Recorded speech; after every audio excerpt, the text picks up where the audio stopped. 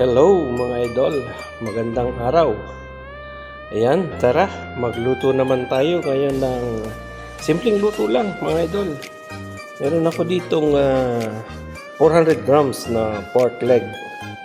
Ayan, at saka meron ako ditong isang supot na sutanghon. Ayan, tapos, ayan, na-prepare ko na yan ang ating bawang at sibuyas. Saka lagyan natin ng ito yung mga tira-tirang repolyo sa rep. Kaysa masira, isama ko na ito sa pagluto. Yan lang po ang ating sangkap. Asin, saka yung pamintang durog natin. Saka yan, lagyan natin ng konting pampakulay na toyo. Tapos ito yung gamit nating mantika, olive oil. Ayan, tara, gisa na tayo mga idol. Isayin muna natin yung bawang sibuyas at saka yung ating pork. Yung ating pork leg ay ating isasasangkot sa natin ng gusto. Okay? Tara, magpainit na tayo ng ating ayan, yan ang gagamitin natin kaserola. Okay? Ayan mga idol, mainit na yung ating kaserola. Lagyan natin ng olive oil. Painitin natin yung olive oil.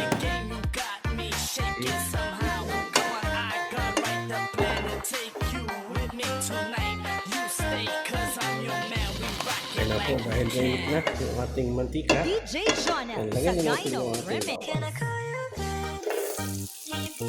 ito masyado mainit. Pero okay na yan.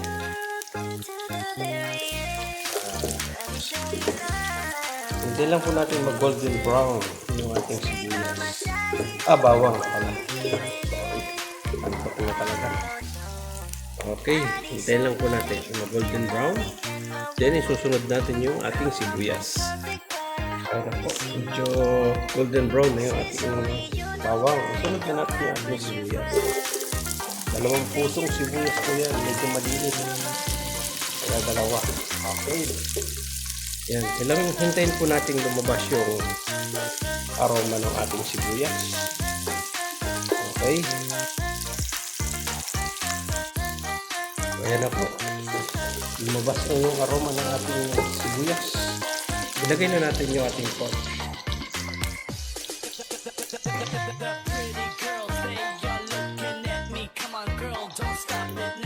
Ilagay na po natin 400 grams.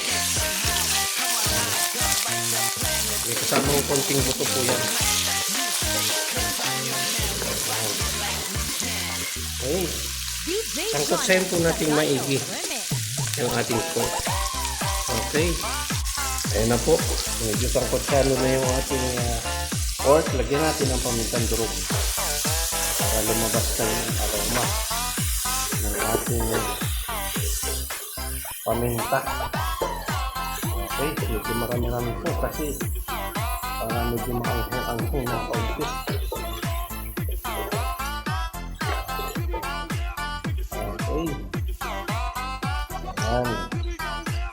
Medyo prito-pritohin pa po natin ang ating pork. Tapos lagyan natin ng tubig. Okay. Takpan muna po natin. Okay. Ayan na po. Sangkot ka na. Yan, lagyan natin ng tubig na. Isang litro. 1 litrong tubig po ilalagay natin. Okay. Ayan na po. Lagyan na natin ng asin. Pakuloy natin siya ng uso, mga idol, para malambot yung ating pork. Okay. Hintayin natin kumulo ng gusto. Lambutin natin yung ating baboy. Okay. Ayan na po, kulong-kulo na yung ating pork. Pero medyo matigas pa po yung ating pork, kaya hayaan lang muna natin. Pero lagyan na natin siya ng toyo. Yung pampakulay natin sa ating sabaw. Ito lang yung available natin mga idol. Yan. Okay na yan. Okay. Yan. Hintayin na lang po natin lumambot yung ating pork. Yan. Takpan po natin ulit. Okay.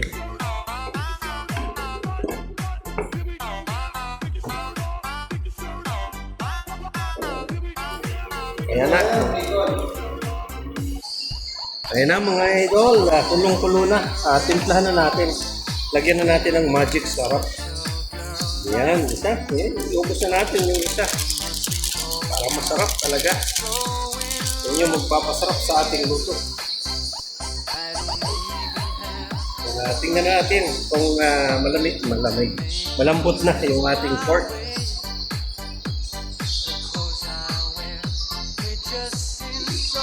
Okay. Medyo matigas pa mga idol. Yan, takpan ulit natin. Okay. Ayan na mga idol. Medyo malambot na yung ating pork. Lalagay na natin yung ating sutang. 5 minutes lang po yan. Ay, luto na. Isasabay ko na rin yung ating repolyo. Okay.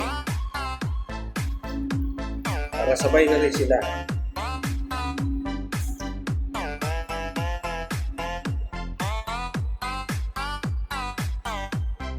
Ano po, lagay na natin yung ating repolyo. Okay na rin yung ating timpla. Ayan. Gulay tayo. Repolyo. Okay. Hintayin lang po natin mga 5 minutes. Ay, ito na yan. Okay. Madali lang naman pong maluto yung ating sotanghon. Okay. Takpan muna po natin. Alright. Ayan na po mga idol. Yung ating sotanghon soup. Pork sotanghon. Ayan. Ito na po ito, mga idol. Tara na, pumunta na tayo sa ating kwarto. Masarap, pangit namang ma-overcook yung ating sotanghon. Saka yung ating repolyo. Yung init yan. Eksakto lang maluluto po yan. Okay, tapos na po natin. Patayin natin ang ating utahan. Okay, tayo nang umuwi sa ating kwarto. Ayan na po mga idol, yung ating sotanghon soup. Ayan, pork sotanghon. Simpleng luto. Ayan. Ito po, mayroon na akong sinandok. Lalasahan po natin. Higop tayo ng sabaw ng pork sotanghon. Ayan. Okay, hanggang dito na lang po. At maraming salamat sa inyong suporta sa aking YouTube channel. Okay, tikman po natin. Tikman muna natin yung sabaw. Okay. Masarap po mga idol. Eksakto yung lasa. Okay. Hanggang dito na lang po. Bye-bye. God bless.